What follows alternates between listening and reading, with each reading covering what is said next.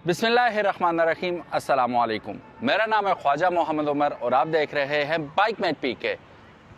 Message पढ़ के बताएं किस किस ने पढ़ लिया और कमेंट सेक्शन में ज़रूर बताइएगा कि इसका मतलब क्या है। बढ़ते आज की वीडियो की जानिब। Thank you so very much for clicking on it. मेरे पीछे एक शेर खड़ा हुआ है, बहुत बड़ा शेर जो पूरा मेरा ख्याल है वस्त एशिया घूम फिर के आ चुका है। मिलवाते हैं आपको इस शेर से और इस शेर के ओनर से भी, लेकिन उससे पहले अगर अभी तक आपने कार मेट पीके को सब्सक्राइब नहीं किया तो make sure you do it. Bike mate PK को सब्सक्राइब नहीं किया तो make sure you do it, ताकि इसी किस्म की इंटरेस्टिंग वीडियोस आपको फ्यूचर में भी देखने को मिलती रहें। तो मिलवाते हैं शेर से, फिर शेर के ओनर से। So this is a line जो कि तकरीबन हर मैदान फतह कर चुका है। ऑलमोस्ट सैराब, पहाड़, मैदान, हर जगह ये घूम फिर के आ चुका है बाइक।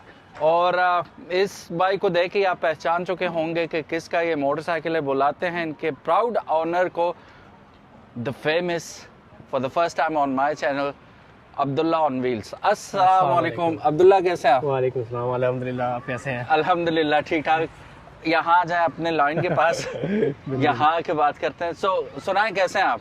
अल्हम्दुलिल्लाह बेहतरीन। सो गाइस, अब समझ नहीं आ रही स्टार्ट कहाँ से करें। अब्दुल्ला, सबसे पहले तो हमें ये बताएं कि कहाँ से शुरू करें इस मोटरसाइकिल को और कहाँ पे ख़त्म करें। पहले आपसे शुरू करते हैं। अब्दुल्ला, कहाँ से बिलोंग करते हैं आप? मैं वैसे भावलपुर के सिटी हासिलपुर से हूँ। हासिलपुर से, अच्छा। अब्दुल्ला को मैं फॉलो कर रहा हूँ जी 2-3 साल से और बड़ी ख्वाहिश थी इनके साथ मुलाकात करने की एंड एवरीथिंग। फिर हुआ ये कि we got in touch through phone और फिर टुडे इज़ द डे कि इनका जो फेमस मोटरसाइकिल है वो हमारे चैनल पे इस वक्त आपको दिख रहा है। Thank you so very much Abdullah, आपने वक्त निकाला और लेके आए। अच्छा अब्दुल्ला, कब से आपने व्लॉगिंग स्टार्ट की थी?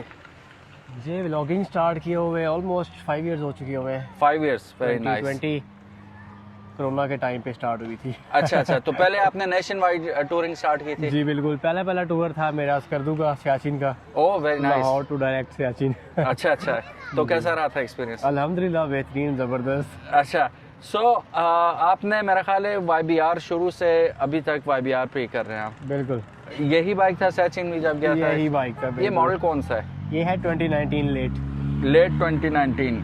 अच्छा, लेते ही आप निकल गए थे? जी बिल्कुल, तकरीबन कोई 700-800 किलोमीटर चलाया था मैंने सिर्फ। अच्छा, उसके बाद मैं निकल गया था टूर पे। ओके, सो तैयारी क्या क्या की थी उस टूर के लिए, या उस वक्त पता नहीं था बस निकल गए थे? उस टूर पे तो कुछ भी नहीं था, एक हाइकिंग वाला बैग था और नेकेड बाइक थी, एक चार्जर लगाया था मोबाइल, इसके लिए मोबाइल चार्ज करने। That's all. ओके, सो पूरा पाकिस्तान कवर किया आपने इस बाइक पे?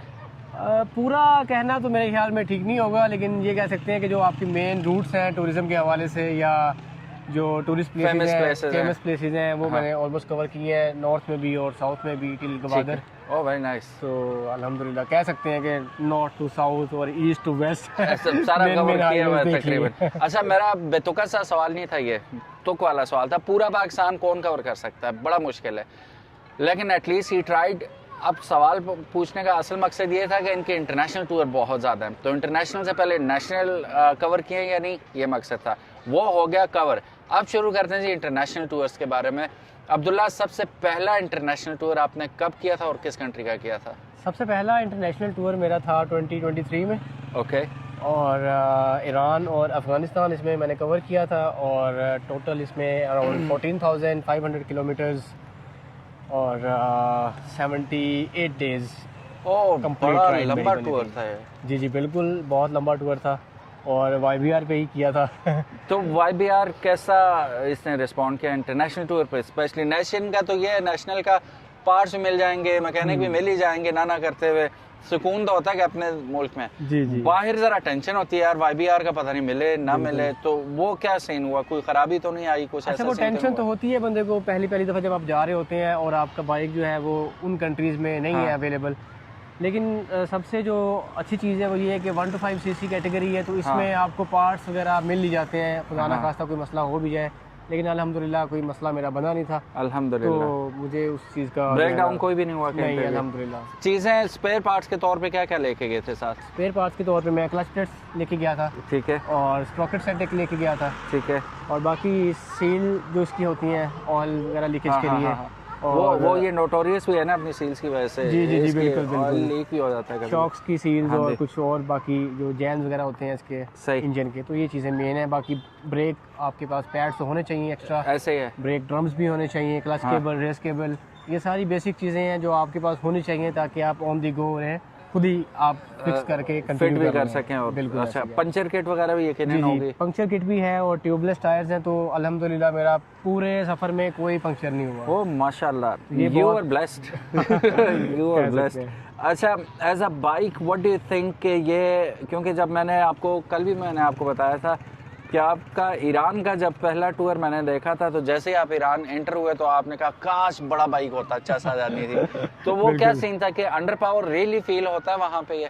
जी जी बिल्कुल, क्योंकि पाकिस्तान में हम उस तरह से हाईवेज एंजॉय नहीं कर पाते। हमारे जो जीटी रोड्स हैं वहाँ पे आप हार्डली 90-100 पे जाते हैं, और ऐसे वैसे है। भी YBR का स्टॉक इंजन बहुत मुश्किल से 90-100 पे जा रहा होता है जब आप फुली सही। लोडेड होते हैं सही। टूर पॉइंट ऑफ व्यू से। तो ईरान के चूँकि लैंडस्केप्स बहुत वेस्ट हैं, वाइल्ड हैं, और हवाएं बहुत तेज़ चल रही होती हैं, तो हल्की सी हाँ। जहाँ पे स्लोप आ जाए 20 डिग्री 30 की, तो फिर बहुत मुश्किल हो जाता है। अच्छा। तो वहाँ पे ये है कि आप मैक्सिमम 60 पे जा रहे होते हैं, और बहुत मुश्किल से बाइक जो है ना चौथे गियर में जा रहा होता है। तो सही। इसलिए वो फील आती है कि ठीक है, बड़ी बाइक होनी चाहिए आपके पास। लेकिन आपने फिर इसके साथ काम वही किया ना, जी। आपने स्टॉक इंजन हटा दिया और आपने लगाया इसके साथ 300 सीसी। बस वो कहते हैं ना कि ज़रूरत ईजाद की माँ है। तो हाँ जी। पहला टूर करने के बाद जब मैंने फील किया कि यार अंडर पावर्ड है, और चूँकि ये मुझे ओवरऑल YBR का डिज़ाइन बहुत अच्छा लगता है, लाइट वेट है, मेरी हाइट के हिसाब से बड़ा सूटेबल है, मैनेज करना आसान है। मैनेज करना आसान है इसको। हाँ। तो इसलिए फिर मैंने इसी को ही जो है ना अपग्रेड कर दिया है, और 300 सीसी इसमें चाइनीज़ इंजन लगा दिया। ठीक है, तो इस इंजन के साथ टू बी वेरी ऑनेस्ट, मेरा ख्याल है आपकी वीडियो भी वायरल हुई थी बहुत ज़्यादा जब आपने इंजन स्वैप किया था। जी जी जी बिल्कुल। तो वो मैंने वीडियो देखी तो मैं आई वाज थिंकिंग कि यार ये क्या बेवकूफ़ी की है, टू बी वेरी ऑनेस्ट, जी, जी, क्योंकि ब्लाइंड आपने एक डिसीजन था Exactly, ये, और आपने exactly. लेके जाना था इंटरनेशनल टूर पे। एग्जैक्टली। ठीक है, तो कैसा परफॉर्म किया इस इंजन ने? अच्छा, वो जो ब्लाइंडली ट्रस्ट करना था वो आप ठीक कह रहे हैं, लेकिन उसमें सबसे मेन चीज़ ये है कि इसमें जो पार्ट्स हैं ना वो स्टिल 150 कैटेगरी वाले यूज़ होते हैं इंजन के अंदर। मतलब आपने प्रॉपर रिसर्च की जी जी थी? बिल्कुल बिल्कुल। ओके अब इसमें फॉर एग्जांपल क्लच प्लेट्स जो है वो 150 की यूज़ होती हैं होंडा की, ओके, जो कि इजीली अवेलेबल हाँ, होती है हाँ, कहीं भी। everywhere। 150 सीसी हाँ। इंजन ऑलमोस्ट सेम ही होते हैं। तो इस पे थोड़ी सी मैंने रिसर्च की थी, उसके बाद मैंने ये डिसीजन लिया था हाँ कि कि स्विच कर लेना चाहिए। कर लेते हैं, कोई मसला नहीं होगा इंशाल्लाह। बाकी तो अल्लाह तवक्कल ही होता है, ऐसे ही सारे है। जो टूर्स होते हैं स्पेशली सोलो टूर्स तो अल्लाह तवक्कल ही चल रहे होते हैं सारे। ऐसे है। इन केस आप लोगों ने इनका वो वीडियो नहीं देखा जिसमें इन्होंने इंजन, अभी मैं इंजन से मतलब ज़्यादा बातें इसलिए नहीं करूँगा कि इनकी वीडियो में मुकम्मल डिटेल मौजूद है, वो डिस्क्रिप्शन में आपको लिंक मिल जाएगा। अगर आप भी अपने YBR को अपग्रेड करना चाहते हैं इंजन वाइज, तो इनके पास मुकम्मल इन्फॉर्मेशन मौजूद है, उस वीडियो के अंदर पूरी डायरेक्शन दी हुई है, तो आप वो फॉलो कर सकते हैं। वैसे मैं ख़र्चा पूछ लेता हूँ कि कितना खर्चा आया था? अच्छा, उस टाइम 2-3 चीज़ें थी जो मेन मेरे लिए थी। वो ये थी कि उस टाइम पे ऑप्शंस भी नहीं थी। हाँ, अभी आपके पास ऑप्शंस आना शुरू हो गई हैं 250 Exactly. सीसी में, Exactly. और बजट फ्रेंडली जो है ऑप्शंस हैं हमारे पास। तो उस टाइम पे मेरा ये इसका खर्चा ऑलमोस्ट कोई 2,90,000 पे हुआ था, for engine and engine and fitting and exhaust and और जो भी उसके ठीक वो है। बेंडिंग्स हैं वो ठीक है। बनाने में। और वक्त कितना लगा था? हार्डली 7 डेज लगे होंगे, क्योंकि इसमें थोड़ा सा जो फ्रेम है उसमें ऑल्ट्रेशन होती है, जी तो वो कटिंग्स वगैरह करके तो फिर वो नए माउंट्स बनते हैं इसके हाँ, इंजन वो के इट लिए। Takes time. जी ओके ओके। अच्छा, हमें ज़रा दिखाइएगा क्या क्या मॉड्स किए हैं आपने अपने बाइक के साथ। शुरू करते हैं फ्रंट टायर से ही। फ्रंट टायर के ऊपर हम देख रहे हैं आपने कार्बन फाइबर का एक्स्ट्रा एक वो ट्रेल बाइक टाइप इसका मड गार्ड ऊपर लगाया हुआ है। जी जी जी ठीक है, ये एक्स्ट्रा आपने माउंट किया हुआ है यहाँ पर, जी राइट? जी, ये माउंट हुआ है सेफ गार्ड पे, और ये सेफ गार्ड ठीक है। भी काफ़ी मशहूर हुआ था हाँ। जब मैंने बनवाया था। तो ये सारा कस्टमाइज्ड है, टोटली कस्टमाइज्ड है। ठीक है, फिर ज़रूरत के आपने मुताबिक। यहाँ पे पाँव रखने के लिए, क्रूज करने के लिए यहाँ जी जी पे बिल्कुल। 100-150 किलोमीटर की राइड के बाद जब बंदा थोड़ा सा सुकून करता है तो वो पाँव बड़े रिलैक्स हो जाते हैं। सही सही। अच्छा, मड गार्ड हमें नज़र आ रहा है, फेयरिंग्स वगैरह। अच्छा, जो लास्ट टाइम आपका एक्सीडेंट हुआ था तो ये लगा हुआ था? जी बिल्कुल, ये लगा जिसकी हुआ वजह से था, fairing वगैरह और बच गई। इसकी वजह से इसने सारे इस हिस्से को बचाया है। ओ माशाल्लाह। और एग्जॉस्ट जो है उसकी बेंडिंग है वो सारी इसी की वजह से बची थी, अदरवाइज जिस बड़ा तरह का नुकसान हो क्रैश हुआ जाता। था वो बहुत नुकसान होना था उसका। अल्लाह बचाए, बस अल्लाह पाक आगे भी महफूज रखे। ये आपने लगाया इंस्टा 360 के लिए? जी जी, ये 360 के लिए लगा हुआ है। ठीक है। ये इसकी जो ऑक्सिलरी लाइट्स लगाई हुई हैं ये कैसी हैं परफॉर्मेंस में? ये लाइट्स मैंने सिर्फ यूज़ करनी होती हैं डिपर्स के लिए, अच्छा, तो इसलिए इनकी लाइट बहुत ज़्यादा है, लेकिन ये वॉट्स भी बहुत ज़्यादा कंज्यूम करती हैं, ओके। तो ये सिर्फ डिपर्स के लिए मैं यूज़ करता हूँ। तो रात को ट्रैवल करते थे आप ज़्यादा? जी, मैं नाइट जो है ना ट्रैवलिंग को बहुत पसंद करता हूँ, अच्छा, क्योंकि उसमें बड़ा इंजॉय करता है बंदा। अच्छा अच्छा।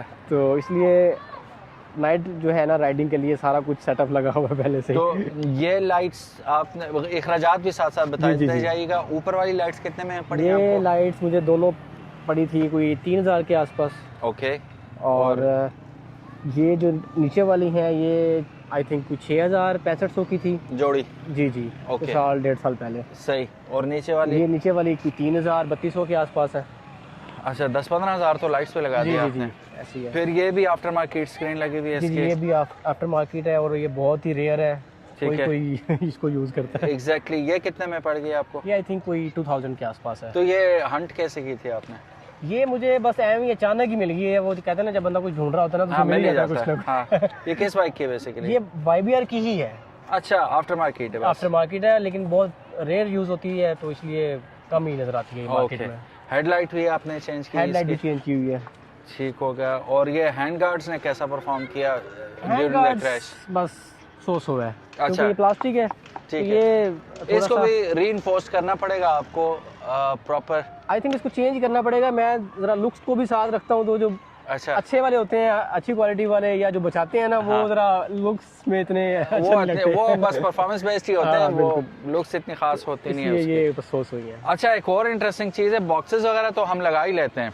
जी जी आपने एक नया काम किया था, आपने एक्स्ट्रा फ्यूल टैंक भी इसके साथ लगाया। जी जी, बिल्कुल 5 लीटर का है गैस? बिल्कुल ऐसे ही है। ओके। वो इसलिए लगाया था क्योंकि जब इंजन स्वैप हुआ है तो 300 सीसी है, तो उसकी माइलेज जो है वो कम हो गई, फ्यूल एवरेज कम हो गई, ठीक है। तो उसकी वजह से उसको टैकल करने के लिए, रेंज बढ़ाने के लिए फिर ये 5 लीटर्स एक्स्ट्रा ऐड किया है, ताकि इन टोटल हमें कोई 400, 450, 500 तक इतना जो है मिल जाए। पर अदरवाइज जो इसका अपना टैंक है वो 13 लीटर का आई थिंक, तो वो ठीक है। हार्डली कोई 250 किलोमीटर की रेंज देता है, जो कि मेरे टूर के लिए सूटेबल नहीं था, क्योंकि जो पामीर हाईवे है उस पर तकरीबन कुछ 400-500 किलोमीटर के पैच में फ्यूल वगैरह नहीं है, तो ओके। इसलिए ये उसको मैनेज करने के लिए सारा। अच्छा, मुझे ये बताएं, जिस वक्त आपने इंजन स्वैप किया था, साथ साथ ही आपने फ्यूल का भी करवा लिया था? जी जी, बिल्कुल साथ ही करवा लिया था। बड़ी समझदारी की है जी, बड़ी समझदारी की है। Okay, what about the boxes?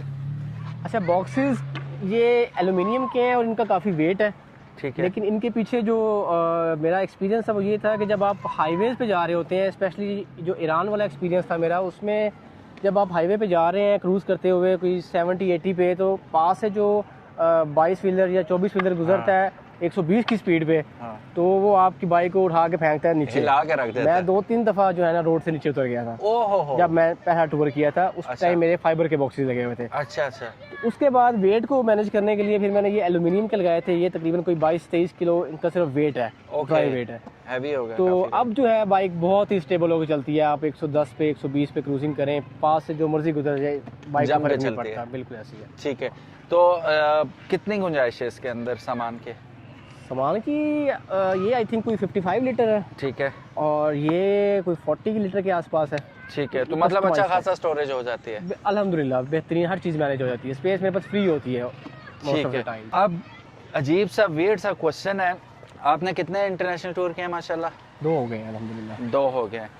तो पहले के बाद आपको अच्छी तरह अंदाज़ा हो चुका था कि this bike is light and everything.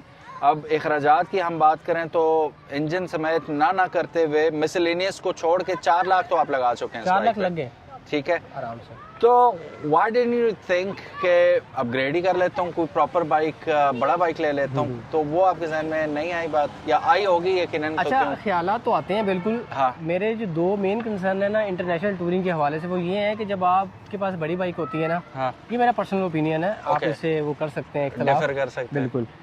तो बाइक जो मैकेनिकली सिंपल होगी ना, वो आपको कहीं भी जलील नहीं करेगी, ख्वार ही नहीं होगी ख्वार उसमें। नहीं करेगी। अच्छा अच्छा। बड़ी बाइक में जो इलेक्ट्रिकल सिस्टम है वो बहुत ज़्यादा होते हैं, इलेक्ट्रॉनिक्स बहुत ज़्यादा होते हैं, हाँ, तो sensors हल्का सा बहुत भी होते हैं। सेंसर्स बहुत ज़्यादा होते हैं। हाँ। तो ये कदा फ्यूज़ भी उड़ गया ना, तो आप समझेंगे वो वहाँ बैठ जाएंगे, हाँ, तो आपको फिर लोड किए बगैर और किसी मेन सिटी में जाए बगैर आपका गुजारा नहीं चलेगा। ऐसा ही है। अब इसमें चूंकि हर चीज़ बिल्कुल सिंपल है, और इवन कि ये जो 300 सीसी है ये बिल्कुल 150 सीसी के पैटर्न पे बना हुआ है। ज़ाहिर है वो और पार्ट से मोस्टली इसमें वो लग मुझे रहा है। इसका काम हल्का फुल्का खुद भी आता है। अच्छा। मुझे चीज़ों की समझ है। Very nice. तो उस टेंशन से बचने के लिए मैं ये समझता हूँ कि भाई आपके पास बाइक सिंपल होनी चाहिए ताकि उसको आप इजीली मैनेज कर सकें। मतलब काम वो करे बंदा जो खुद भी संभाल ले और रास्ते में ख्वारी बोझ भी ना बने, बिल्कुल ऐसे ही है। ओके, सो कौन सा आपका टूर जो है आप समझते हैं कि यार I would like to go again over there?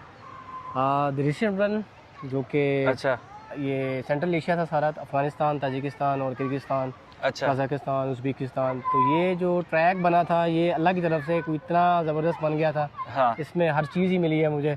अच्छा तो इस पे मैं दोबारा जाना चाहूँगा क्योंकि लास्ट टाइम कुछ वीज़ाज़ की वजह से लेट हो गया था मैं, तो वो जो समर वाला सीज़न है ना वो थोड़ा सा गुजर गया था। अच्छा तो ये जो सेंट्रल एशिया सारा ये तो है ही समर के लिए है, जब आप ग्रीन सारा देखते हैं माउंटेन्स वगैरह और प्लेन्स वगैरह। तो इसको मैं दोबारा इंशाल्लाह करूँगा समर्स के अकॉर्डिंग। अच्छा, जो लोग मेरी तरह टूरिंग के शौकीन हैं, आपको देख के हम लोगों को हिम्मत मिलती है ये कर सकते हैं, तो व्हाई नॉट वी, ठीक है? उनके लिए क्या मशवरा है कि सर्दी या गर्मी, ऑफ कोर्स ये पर्सनल एक चॉइस होती है, सर्दी में जाएं या गर्मी में जाएं। आपने मेरे ख्याल है दोनों सीजन कर लिए जी हैं। जी, मैंने दोनों सीजन। तो हार्डेस्ट कौन सा है? अच्छा, दोनों सीजन्स के अपने अपने मज़े हैं हाँ और अपने अपने उसके चैलेंजेस भी हैं। हाँ अब लेट्स से कि ये जो पामीर हाईवे और ये जो सेंट्रल एशिया वाला था, इसमें जो चैलेंजेस थे वो ये थे कि जब आप सर्दियों में जा रहे होते हैं ना तो आपको कोई पता नहीं है कि कब कौन सा रास्ता बंद हो जाना है। ऐसे क्योंकि पासेज हैं, हाई अल्टीट्यूड हाँ, वो पासेज बर्फ पड़ जाए, जी बिल्कुल, तो वो बंद हो स्लाइडिंग जाते हो हैं। जाए, कुछ हो जाए। मेरे साथ कोई 2-3 नियर मिस ऐसे ही हुए हैं कि मैं जिस दिन क्रॉस किया है right after like couple of days वो ब्लॉक हो गया। Close, okay. और सीजनल क्लोजर है, वो टेम्पोरेरी बंद नहीं होता वो। तो इसलिए कहते हैं ना कि एडवेंचर का कोई सीजन नहीं होता। हाँ तो वेरी नाइस। ओके, वैसे आप मशवरा क्या देंगे? नॉर्मली हार्डशिप ज़्यादा अगर विंटर में तो we should go on summer. जी जी बिल्कुल ऐसे ही। अच्छा, विंटर वो करेगा जो टॉलरेट कर सकता है, क्योंकि आप जरा बताइए कितने माइनस डिग्री में आप ट्रैवल अच्छा, करते मैंने हैं? कोई -8 -9 ओह माय गॉड, -10 भी किया भी है। कौन सी जगह पे? ये पामीर पे ही। Pamir highway. पामीर ओ पे- लंबी इतनी है, पता नहीं कहाँ से पामीर गुजरती है। 1300 किलोमीटर्स है टोटल, और उसमें से कोई 700 kilometres hard core off roading है। ओहो हो। तो वो सही चैलेंजिंग है और बहुत इम्तिहान अच्छा, देती है वो। आपने जिक्र किया हार्डकोर ऑफ रोडिंग का, तो ये बाइक ऑफ रोडिंग के लिए तो है ही नहीं है। बिल्कुल नहीं है, ठीक है। No doubt. तो कैसा रहा इस पे वो जो हार्डकोर ऑफ रोडिंग है उसका एक्सपीरियंस? अच्छा, मुझे लगता है कि जब आप किसी बाइक के साथ यूज टू हो जाते हैं ना, तो आपको पता है कि आपने उसको हर तरह की टेरेन में कैसे मैनेज करना है। ठीक है। अब हार्ड कोर ऑफ रोडिंग में जाहिर बात है कि ये उस तरह से ऑफ रोडिंग के लिए है ही नहीं है, तो नहीं। आप इस पे उड़ते हुए नहीं जा सकते। और दूसरा ऊपर इतना कुछ है, इसकी जी। कैपेसिटी से ज्यादा चीजें लगी हुई हैं इसके ऊपर। एग्जैक्टली, वेट मैनेजमेंट उस तरह से आप कर ही नहीं सकते जिस तरह ऐसे से है। प्रॉपरली एक टूरिंग बाइक होती है। ऐसे ही है। तो आपने फिर अपने हिसाब से मैनेज करना होता है, हाँ तो वो फिर आप कर लेते हैं, उसमें कोई इतना मसला नहीं है। सही सही सही। अच्छा, बड़ा एक अगेन कैजुअल सा क्वेश्चन है, क्योंकि हर एक के जहन में होता है कि यार मेरा फ्यूचर में ये प्रोग्राम है, टूर्स के हवाले से, अगर आप टूरिस्ट हैं, गाड़ी के हवाले से भी एक प्लान बी होता है। तो बिल्कुल होता है। आपका प्लान बी क्या है इसके अलावा? इस बाइक को लेके अभी तक मैंने प्लान बी कुछ ऐसा डिसाइड नहीं किया। अच्छा, तो वैसे क्या Let's see. आइडिया है? कितने सीसीज तक आप अफोर्ड? देखें, ये सीसी वाली बात इसलिए ज़रूरी है, दिखने में मैं भी तगड़ा हूँ, ठीक ठाक, मैं बड़ा बाइक चला सकता हूँ, लेकिन आई वुड नेवर राइड GS 1300 और अबव 1000 सीसी से ऊपर। वो ना तबीयत मानती है और ना स्किल्स हैं, सीधी बात है भाई, ठीक है। I would never buy any German bike और इस तरह के बड़े adventure bike, no, I would never do that. तो I am happy with my 500 600 या बहुत ही जोर मारा टेनेरे 700 तक, इससे ऊपर की कैपेसिटी नहीं है। What about you? अच्छा, मैंने आपसे पहले भी थोड़ा सा वो किया है कि मेरी चूँकि हाइट थोड़ी सी वो एडवेंचर बाइक के हिसाब से ना नॉर्मल है, हाँ। तो उसको मैनेज करना, चूँकि मैं तकरीबन 3-4 दफ़ा गिरा हूँ इसी लास्ट अच्छा। टूर पे ना। अच्छा। तो अब मुझे लगता है कि जब तक आपके पाँव पूरे नहीं लगते ना ज़मीन पे, तो आप नहीं कर सकते। वैसे भी मुझे ऑफ रोडिंग ज़्यादा पसंद है। अच्छा, तो ऑफ रोडिंग में तो आपके पाँव संभालना मुश्किल हो जाता है, बहुत अगर ज़रूरी पाँव ना होती है लगे लगना नीचे। हाँ, तो जो बड़ी बाइक्स है ना उसमें मुश्किल हो जाता है मैनेज करना, और वो तो वो चैलेंजिंग, वो उल्टा अपने सर पे एक और जी बिल्कुल ऐसे ही है। टेंशन लेने वाली बात है। अच्छा, आजकल अफगानिस्तान और पाकिस्तान के हालात आपको पता ही है, जी जी ठीक है, लेकिन जिस वक्त आप गए थे तब भी टेंशन्स थी, जी तो बिल्कुल ऐसे ही है। कैसा ट्रीट किया था वहाँ पे लोगों ने आपको?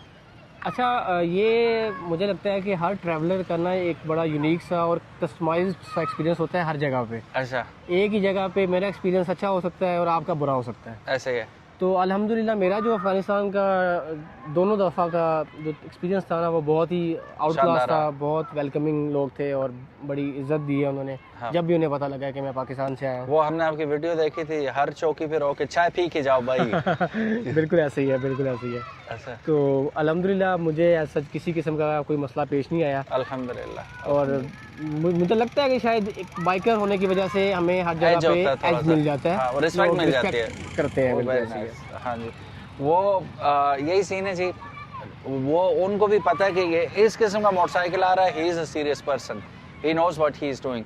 तो आपको उसी हिसाब से फिर लोग जज भी करते हैं, रिस्पेक्ट भी देते हैं। बिल्कुल। तो बाइकर्स वैसे भी, हम भी तो इज्जत करेंगे। कोई Exactly. गोरा आता है यहाँ पे, इंडियन आता है। अभी इंडियन आए थे लास्ट ईयर, सनी, जी जी लाहौर में जी, मेरी जी, जी। उनसे मुलाकात हुई थी। वो पुलिस वाले इतनी रिस्पेक्ट कर रहे थे, बिल्कुल उनकी ऐसे हर ही है। जगह हेल्पफुल थे। फिर बांग्लादेश से आए थे वो, उनका हर कोई खुश होता है यार हमारे कंट्री में आ रहे हो और बिल्कुल। बाइक पे आ रहे हो। ये सबसे बड़ी एक अचीवमेंट होती है Exactly. राइडर के लिए, और वो एक्नॉलेज भी होती है लोगों की तरफ से। तो ये बड़ी एक ज़बरदस्त बात होती है। सो ये थे अब्दुल्ला और ये था इनका चीता। बाकायदा चीता लिखा हुआ भी है इन्होंने, और लिटरली चीता बनाया इन्होंने। वैसे यामाहा की जितनी खिदमत आपने की है ना, ठीक है, प्रमोशन में, वैसे ऐसा हुआ तो कभी भी नहीं है कि होंडा, यामाहा, सुजुकी ने एक्नॉलेज किया हो अपनी राइडर्स को कभी। लेकिन कभी कोई किसी एंगल से कोई आपको पता लगा हो यामाहा वाले खुश हुए। मोगेम्बो तो खुश हो जाता है, यामाहा वाले खुश हुए कि नहीं हुआ? आपने इंटरनेशनल टूर करा दिया उनके बाइक को। बस अभी तक ऐसा कुछ मुझे देखने को नहीं मिला कहीं पे। अभी मोगेम्बो खुश नहीं हुआ। May be in future. So may be in future. लेकिन अब तो वैसे भी यामाहा वैसे ही खुद नाराज होके जा रही है पाकिस्तान से, बल्कि ऐलान भी कर चुके हैं वो। बहरहाल गाइस, मुझे बड़ा अच्छा लगा अब्दुल्ला से मिलके, अब्दुल्ला की स्टोरी सुन के, अब्दुल्ला का बाइक देख के, स्पेशली ये अपना बाइक लेके आए हमें और आपको दिखाने के लिए। Thank you so very much Abdullah, so much आपने for वक्त inviting. निकाला। बहुत और शुक्रिया। he was already busy, he was traveling somewhere, so just for the sake of you guys and for us, he came over here. Thank you so very much। और आप लोगों ने भी हमें इस बाइक के बारे में ज़रूर बताना है कि यामाहा का ये लुक आपको कैसा लगा। अब्दुल्ला को अगर आप नहीं जानते या कभी नहीं देखा तो मेक श्योर, और मैं आपको यकीन दिलाता हूँ, मैं वो क्लिक करने की देर होती है और एंड तक देखता चला जाता है। स्टोरी टेलिंग बहुत अच्छी है। ड्रोन का इस्तेमाल, ड्रोन की भी बड़ी एक दास्तान हुई है इनके साथ, वो इन्हीं की वीडियोस में देखिएगा। और यहाँ पे चलें, एक मशवरा भी देते जाते हैं, किस मुल्क में कभी ना लेके जाओ drone? Iran. Iran, of course. Iran में उनकी स्टोरी इनकी वीडियोस में मौजूद होगी। मैं इसलिए शॉर्ट बता रहा हूँ कि आप देखें, जाएं और एंजॉय करें इनकी वीडियोस को। लिंक्स डिस्क्रिप्शन में मौजूद होंगे। Do follow him. Thank you so very much for watching this video. उम्मीद है आज की वीडियो आपको पसंद आई होगी और ये खूबसूरत मोटरसाइकिल जो इस हालत में पहुंच चुका है ये भी अच्छा लगा होगा। अपना ख्याल रखिएगा, इंशाल्लाह मिलते हैं नेक्स्ट वीडियो में। तब तक इजाज़त दीजिएगा। अल्लाह हाफिज़, अस्सलाम वालेकुम। अल्लाह हाफिज़।